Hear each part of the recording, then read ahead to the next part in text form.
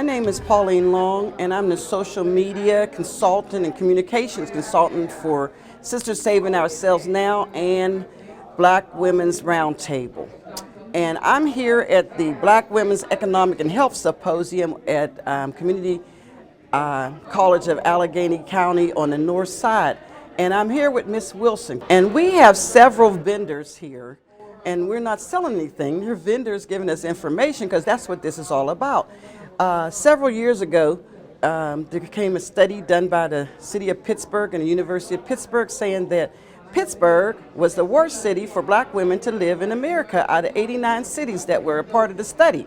And so we're doing something about that. Now there's other people who say they're doing something, but who can better change things for themselves but ourselves?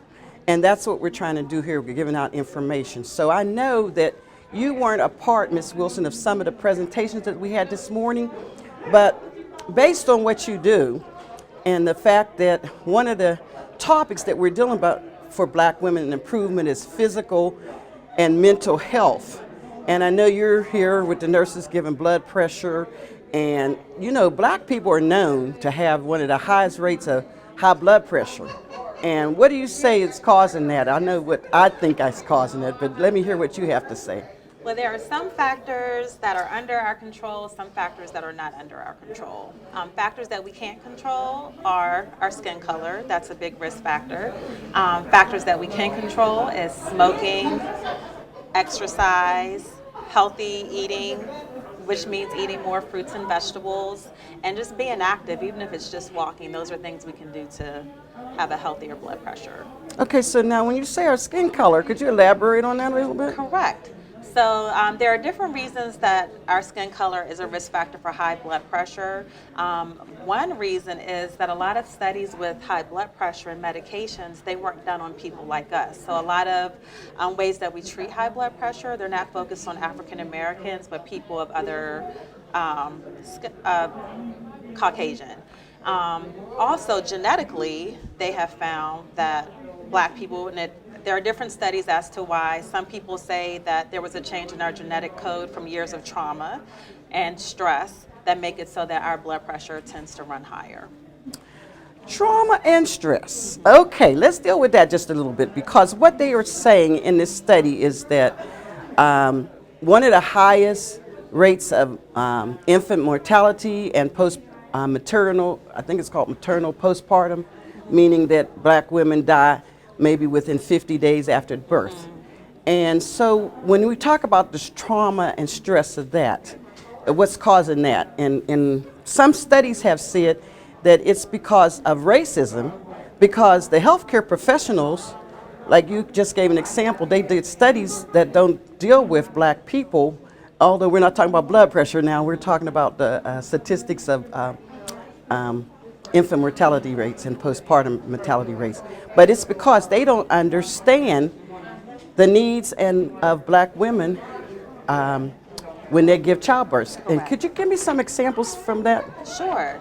So, Maybe even using some of our famous people? Yes. So Serena Williams, famous tennis player, a lot of people are familiar with her. There's someone who's educated, who has resources. She had a lot of issues after she had her baby, and it was nice that she was open and vulnerable about her situation, because the black maternal rates have been worse for black women, and at first it was attributed to people were thinking that black women were non-compliant, meaning that they didn't go to the doctor, or they didn't take care of themselves, or they were of low socioeconomic status. Well, when the true numbers came out, it had nothing to do with black women being non-compliant or not having resources. As it turns out, there are unconscious biases that a lot of healthcare professionals have. So for instance, if a black woman said, you know what, I'm having pain, I'm really tired, a healthcare professional would be more likely to dismiss it, whereas a woman of a different skin color, they would take it more serious. Or if a black woman had certain reports, chest pain, shortness of breath, it wasn't taken as serious as other women. And I think that's so important for all of us to know, and as black women, and if there's any pregnant black women, to know that you have to advocate for yourself, and that's what we're trying to teach here today. And when you said unbiased racism, I can be reminded of some years ago, 60 Minutes did a study where they had patients, black and white, go into different offices undercover, give the same symptoms, and the white people, the doctors diagnosed them correctly.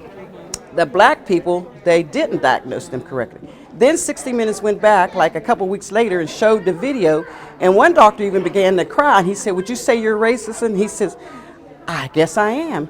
And it's not so much that you hate black people as much as you just don't pay them any attention because you don't think they're important. Right. And that's what we're trying to fight against. Yes. We are important. Yes. And we have to advocate for ourselves. If you go to the doctor and the doctor tells you something, and you don't feel that it's right or gives you medication. My husband used to read everything about that medication and found out one time that a doctor had advocated or told him to take a prescription that was deadly with another prescription, and had he taken that, it might have caused his death. Wow. So we have to know, and that's what we're trying to do here today. So one of the things I found that when we're around with all these different presentations and presenting information on mental health and physical health is the people who really need to hear it are not here all the time. How do we get more young people out, young mothers, young second mothers, people who need to hear not just about maternal things and parenthood or the statistics, but the fact that almost every category that there is, housing, health, wealth, trauma, racism, that they used in this study, we come out at the bottom here in Pittsburgh. So how do we get information to black women? That's a great question. We have to go to them. Black women are very hardworking. So if we have programs and it's and a black woman, let's say like today's a Saturday, black women being very hardworking, taking care of their kids, working, doing things for the community. We know that black women are torn in so many different directions, so we have to come to them and do what works best for them. So that's what's nice about this program, that it's here in the community. When there are programs that are hard for black women to get to, they can't come. So a place like this is perfect, going to where they are, having things so black women can take care of themselves. So even just having like refreshments here. How many times does a black woman get to sit down and just eat? They're always giving to someone else. So to reach these women, we have to go to where they are. We have to connect with them. It's individually, just meeting someone, and we see we have something in common. We have to be very creative. For some women, social media is a great way to get in touch with them, but we just have to meet everyone where they are. And you know what, when you said that, what comes to my mind is when I was working in corporate America, they used to have classes that we would take, and we'd be able to go a week from our job and go to the training center and take these training classes that had to do with improving our skills on our job. Maybe we need to approach some of these places of employment, yes, because we are hardworking, and when we get home, we got to cook dinner, right, we got to take care of the kids, we got to help them with their homework, and contrary to what most people might think, we do take care of our kids. Yes, we do. And so Great consequently, care. maybe we need to bring some of these programs to be given on site at an Yes. employment. Yes. Well, Ms. Wilson, I thank you so much for your time. Thank you for everything that you do.